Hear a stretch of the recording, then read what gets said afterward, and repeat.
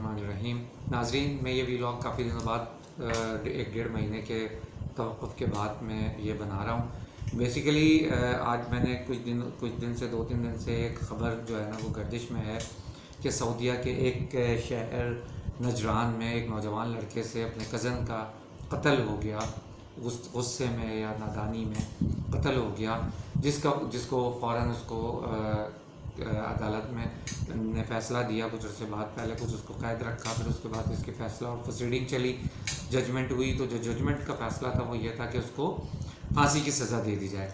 जब फांसी की सज़ा दे दी गई तो उसकी वालदा का रोना और पूरे घर वालों का जो एक कोहराम था वो लोगों देखने वाला था, क्योंकि वो नौजवान सा लड़का था, उसका बड़ा दिलखराश मंजर थे। बल्कि इवन उसके गांव वालों ने तो बड़े बड़े डिफरेंट अंदाज से दूसरे गांव वालों के सामने, दूसरे मकतूल के वालिद के और वालदैन के घर जाकर ना बड़े अजीब तरीके से माफ़ी की दरख्वास्त दी और रिक्वेस्ट की उन्होंने। किसी ने ऊँट की तरह अपने एक पाँव को बांध के, किसी ने अपनी चादर और अबाया, चादर, अपनी पगड़ी, अपनी कमीज़ें उतार के सामने रख दी कि हमारी इज़्ज़त की कसम आप इसको माफ़ कर दें। सोना, जेवर सब कुछ देने की कोशिश की गई, लेकिन मकतूल के बाप ने कहा कि मुझे मेरे बेटे का बदला चाहिए। तो उसको 20 सितंबर को उसको नौजवान लड़के को फांसी दे दी गई।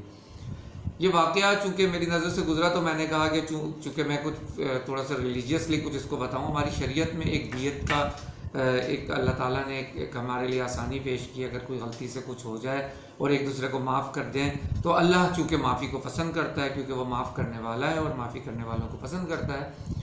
तो मेरे अल्लाह ताला ने एक चीज़ रखी है दियत, और दियत के तौर पर उसको, ताकि आप दियत दे के अपने बेटे का खून माफ़ करा सकते हैं। या दूसरा फ़ी सबीलिल्लाह भी कोई माफ़ कर सकता है, अगर खून का बदला खून ले या दियत दे, या फिर फ़ी सबीलिल्लाह अगर कोई माफ़ करना चाहे तो वैसे भी माफ़ किया जा सकता है।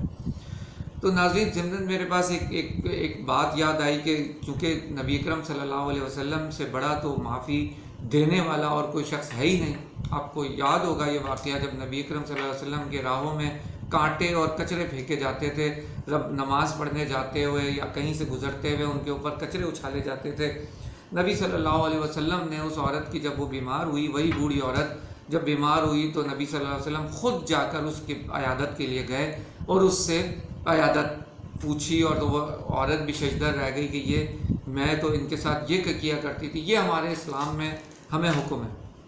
एक मरतबा इसी तरीके से एक औरत ने, मैं उसके बिल्कुल वाइस वर्सा एक और वाक़या सुना रहा हूँ। एक और वाक़या कि एक औरत ने चोरी की, जिसके बड़े मरासिम थे। उसके मरासिम से मुराद कि वो उसके जिस ख़ानदानों से, कुरैश के सरदारों से ताल्लुकात थे, कुरैश के सरदारों की फैमिली से थी वो।